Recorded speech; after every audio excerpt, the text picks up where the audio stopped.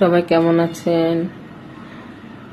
আমি আজকে দইয়ের পুডিং বানাই নিলাম, দই দিয়ে ক্যারামেল পুডিং বানাই নিলাম। তো এখানে আমি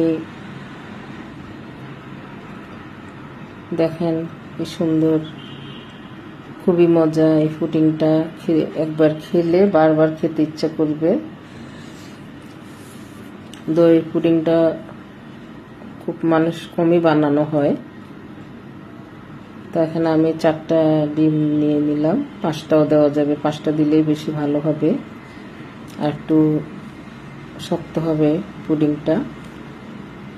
এখানে আমি 4টা ডিম এখন একটা ব্লেন্ডার জারের মধ্যে নিয়ে নিলাম। তো আমি এখন সব উপকরণ দিয়ে দিচ্ছি। এখানে টক মিষ্টি যে দইটা, টক মিষ্টি দইটা দিয়ে দিচ্ছি 1 কাপের মতন, 1 কাপই হবে। তো এখন আমি কনডেন্স মিল্ক দিলাম 1 কোটার অর্ধেক দিয়ে দিচ্ছি। আপনারা এখানে চিনি যদি মিষ্টি আরও খান 1 টেবিল চামচ চিনি দিতে পারেন। তা আমি শুধু কনডেন্স মিল্ক দিয়ে করছি, আপনারা শুধু চিনি দিয়ে করতে পারবেন। এখানে আমি দুধ জাল করে ঘন করে নিলাম 1 কাপের মতো, 1.5 কাপের মতন। আর হলো সর পড়ছে, সরটাও আমি দিয়ে দিচ্ছি, দুধের সরটা আমি দিয়ে দিচ্ছি। 2 টেবিল চামচ গুঁড়ো দুধ দিয়ে দিচ্ছি, একটু গরম মশলার গুঁড়ো দিয়ে দিচ্ছি। দিয়ে এখন আমি সব ব্লেন্ডার করে নিলাম। আপনারা ভ্যানিলা এসেন্স দিতে পারেন। এখন আমি টিসিং পেপার দিয়ে এটাকে মরিয়ে নিলাম, নিয়ে এখন 1 ঘন্টার জন্য চুলার মধ্যে দিয়ে দিব। আর ক্যারামেলটা আমি করে দিয়ে দিছি, এখানে আর দেখালাম না ক্যারামেলটা করা।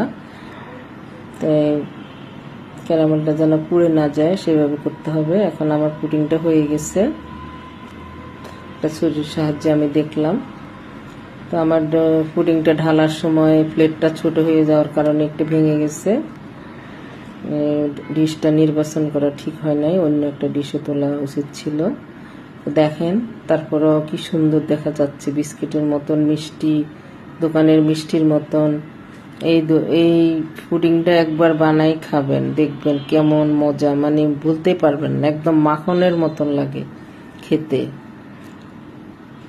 দেখেন আমি টেস্ট করতেছি, খুবই মজা, না খেলে বুঝবেন না। সবাই ভালো থাকবেন, আসসালামু আলাইকুম। আপনারা এভাবে বানিয়ে খাবেন।